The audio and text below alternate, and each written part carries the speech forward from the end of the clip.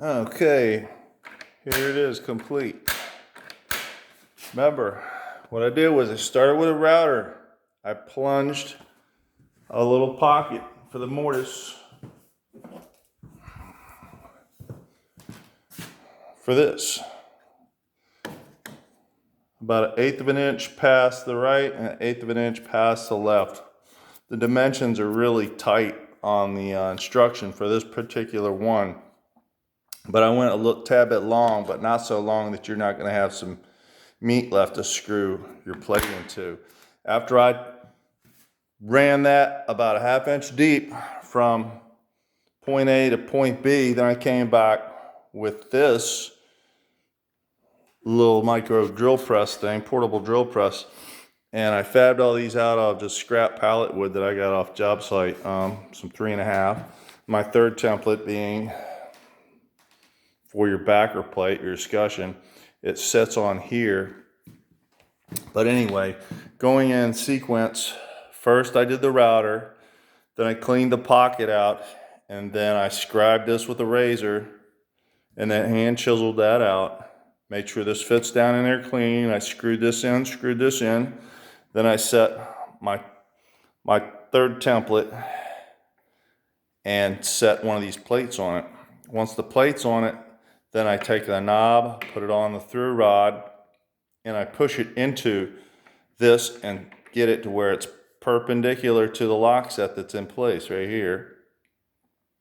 And then I pilot, run 2 screws here, 2 screws there, however way you want to do it, whatever order, it doesn't matter.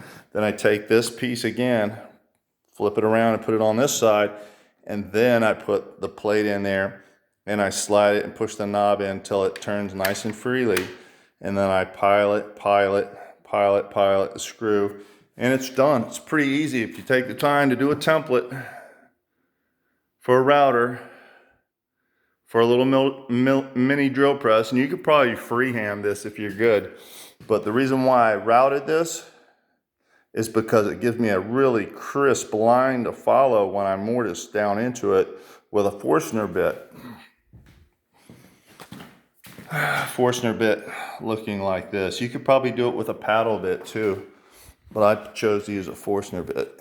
And then after this is done, and before this is done, I forgot to mention, I do a Forstner bit 1/2 inch through on here, and then I measure from center here and look at my key slot. You can follow the directions. If you don't, just go about 1/8 above and 1/8 below, and do a series of 1/4 inch holes right here, bang, bang, bang.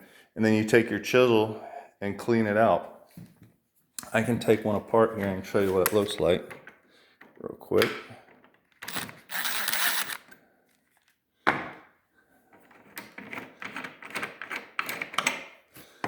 Off, knobs out. I'm probably gonna drop these. Maybe not.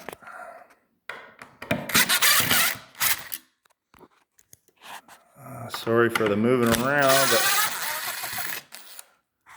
I'm holding the camera, and there you go. So there's the 1/2 inch bit. Here's a series. If you look close, you can see it's a series of 4 holes with a Forstner bit. And then I just took a chisel and then cleaned it out. Then I went on to proceed with this step. Put the plate in place with the knob through. I'll do it on this one. See how that knob goes right in there. But this right over top of it. Let's slide this out of the way.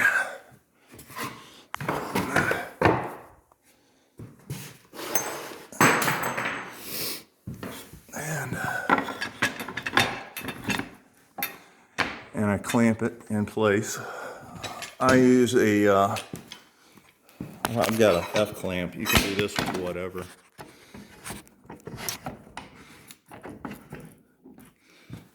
I do the F clamp, and then I push in there so this is nice and direct pressure in, so it's nice and perpendicular to the lockset. Then I pilot these holes and screw them in, and then bang, it's done. pretty much. But you saw what it looked like, and it's no different than on the first video that I did with the Eastlake hardware. It's the same thing. The dimensions are actually the same. The only thing on the difference in the Eastlake is that you have a single screw here and here. And I'm actually, these aren't done. I need to, this isn't threaded, so I couldn't get a Allen set screw. I'm gonna have to drill and tap these rods so that I can put a screw into it right here, and then she'll be done. That's pretty easy compared to doing the mortise. But this isn't really anything that anyone can't do if they take their time. I'm horrible at chiseling.